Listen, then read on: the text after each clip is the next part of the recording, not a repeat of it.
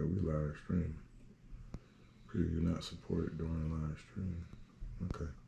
All right. So let's see where we at. We are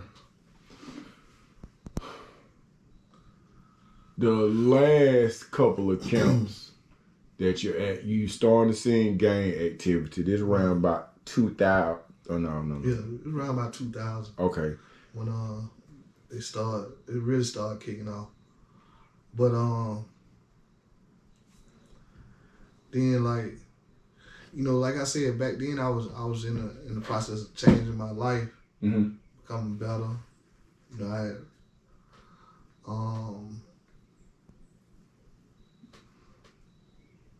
but being in that world, it's like it's in that prison world, and becoming like I became Muslim. Okay. And but the thing about me that I never wanted, but like I used to talk to my Muslim brothers, they always was trying to get me to take my shahada, but I ain't want no mark on my name, like I own got in an incident, and how people say he's scared, he became Muslim, or I ain't want nothing surrounding my name when I took my shahada. You know what I'm saying? So, I just wanted some studying, some learning, some educating myself about the religion before I took my shahada. Okay. Before I became Muslim. And becoming Muslim, you end up learning. You're gonna do a lot of learning, and you're gonna have to deal with some gang shit too. You know what I'm saying? And that's crazy, because like you start seeing life differently.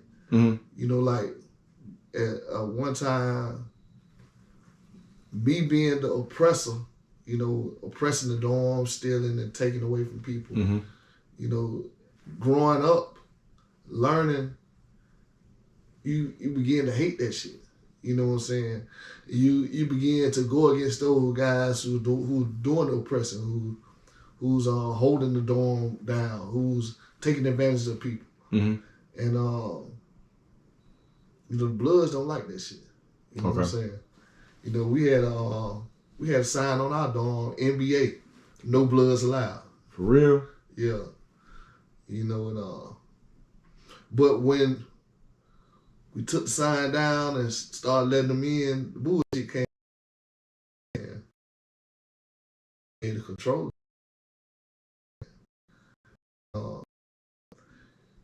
You ain't never really be able to control situations.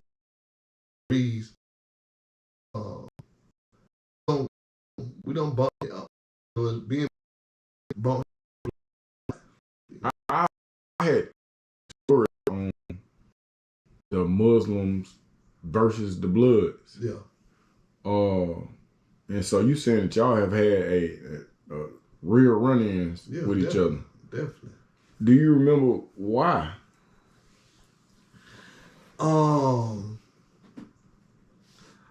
Basically, it's always every time we don't had a little run-in with them, it always be some dorm shit. They trying to oppress the dorm. Yeah. And being Muslim, you can't allow that. You know what I'm saying? You to protect other people. When you say oppress the dorm, what does that mean? Like the Bloods, they want to control the dormitory. And control the dorm, taking from the dorm, taking from the people. They just really being young niggas, and us being older niggas. You know what I'm saying? Trying to hit. You know what I'm saying? And I understand it, because I know.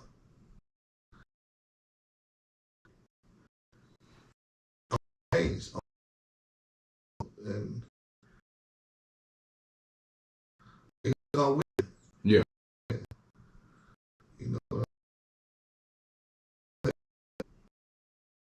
that prison life, man, it's just something different, man. It's, you know, like a lot of people be wanting to gain an understanding of it, but it's no understanding. You know, because like everybody experiencing that motherfucker different. Yeah, that's true. You know, and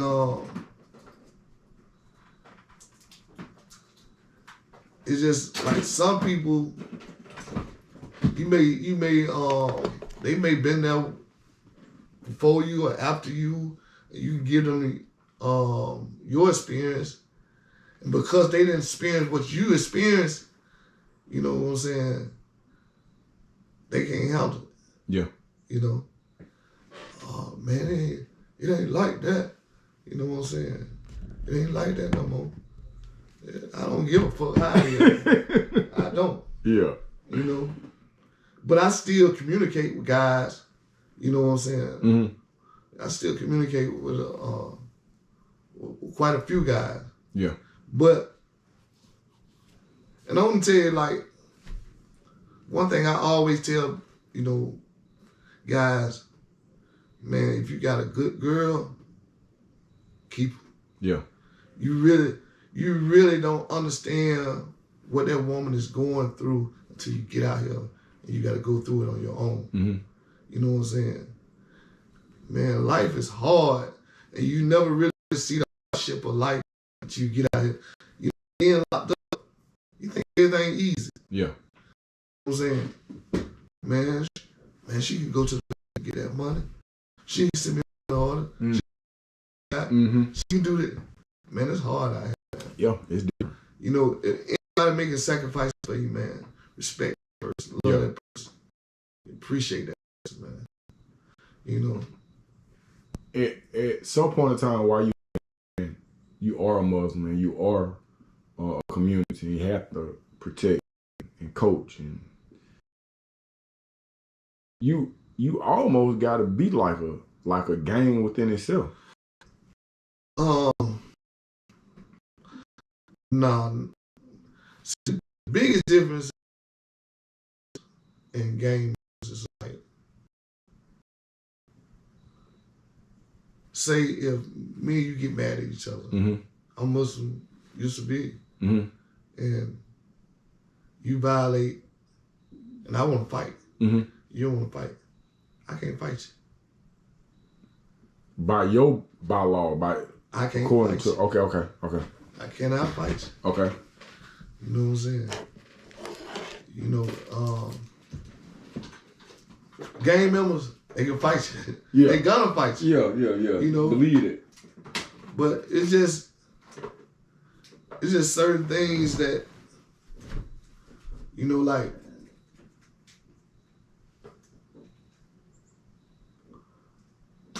our blood, our honor, you know, it's sacred. Mm-hmm. And we just die about it. Yeah. You know, and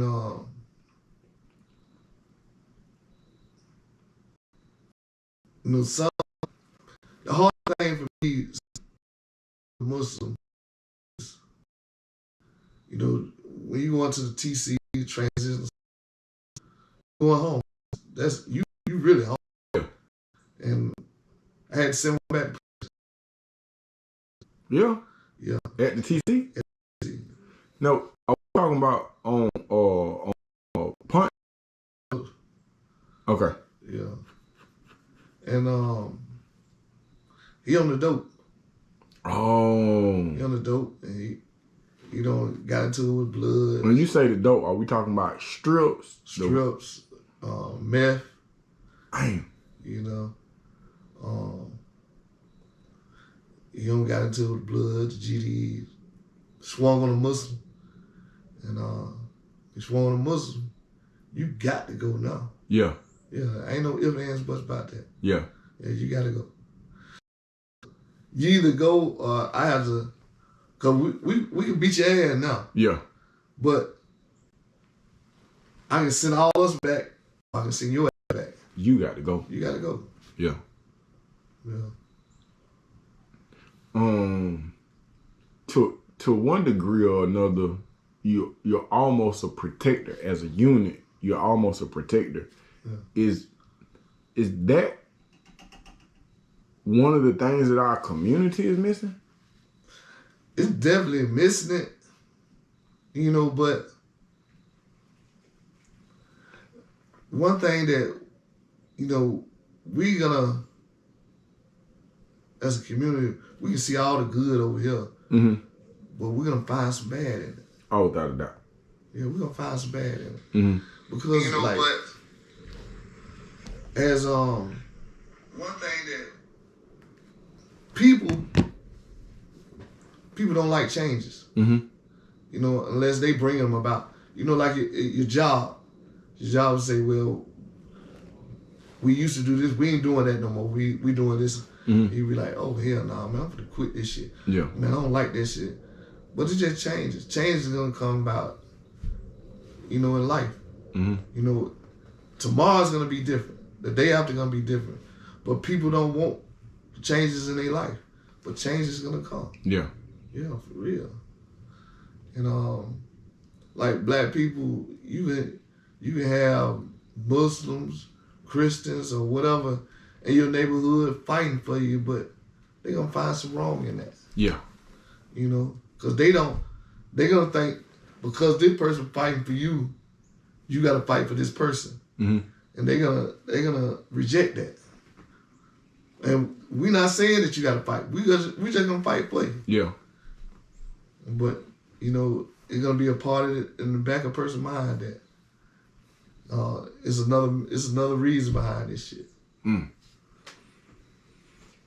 But we still need it though. We still need it. We need all the help we can get. Yeah. Our kids, our families, we need all the help we can get. How do we get to the point where freedom starts to look like a real option? What is mom doing in the background to get these 2 consecutive life sentences up off you? I'm gonna tell you, like, I used to think about, you know, what can we do as people? What have my mom done? But you know, it's like when you said earlier, she had patience with me, man. Mm-hmm. And she didn't want to allow me to make the mistakes that I made, but she allowed me to make them. Mm-hmm. And grow into the man that I became. You know, and some children you can't just sit back and just watch them destroy their life. You know, some kids are gonna destroy their life regardless of, you know, what you do. Mm-hmm. Because it's just the course they're gonna take. And I took the fucked up road, and my mom paid for it. What you mean by that? You know, like all the hurt and grief mm-hmm. that I put her through. Mm-hmm. You know, but the thing that I never did, you know, like I never blamed her for my stepfather's action. Okay. You know what I'm saying? I've never made her feel guilty about that. Mm-hmm. There's never been a point in my life where I didn't take self-accountability for the things that I did mm-hmm. with my life. I ain't never point no fingers. Mm-hmm. You know, it wasn't no streets. It wasn't my father. It wasn't my mother. It was me. You know, I made all these. See, the thing that a lot of people do, I can't play smart on this end and play dumb on that end. Mm-hmm. You know what I'm saying? Mm-hmm. I was smart when it came to this, but dumb when it came to that. Yeah. No, I fucked up. Yeah. Yeah. Yeah, for real. What did she do that will essentially help you get freedom? Well, when she paid the lawyer, and her and the lawyer developed a relationship. I'm talking about the relationship that the lawyer told me that she had to get me out. You know what I'm saying? Black lady? Yeah. Yeah. She said, I had to get you out. You know what I'm saying? And it was like she fell in love with my mom. You know what I'm saying? My mom personality. Yeah. Yeah. And she said, I had to get you out. I promised your mom I would get you out. That's your shooter right there, Jack. Yeah. That's your shooter. Damn. And, man, my mom, I talked to my mom about maybe 10, 15 minutes about the lawyer. Mm-hmm. My mom called and talked to the lady 5 minutes, sent her the money. Just like that. Just like that. And so you're coming up for parole. Yeah. Is this your first time coming up for parole? Nah. When was the first time you came up for parole? 2008. 2008. And of course they set you off. Yeah, 8. They set you off 8? Yeah. What is that thought process like? I seen it coming. You know, the thing that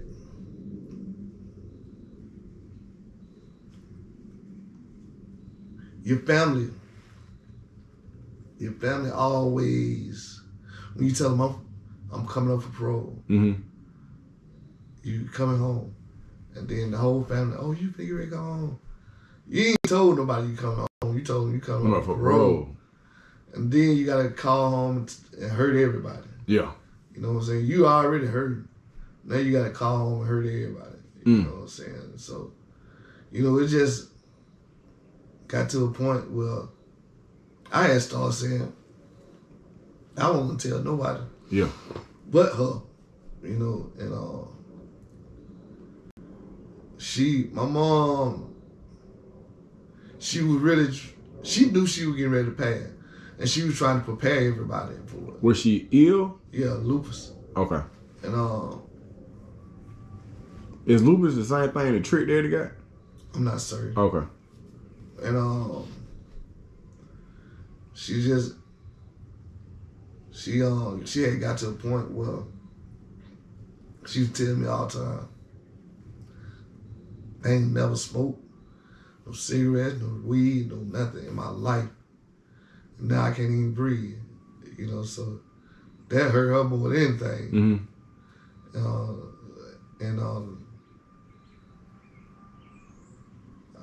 I just know one day she just died of natural causes.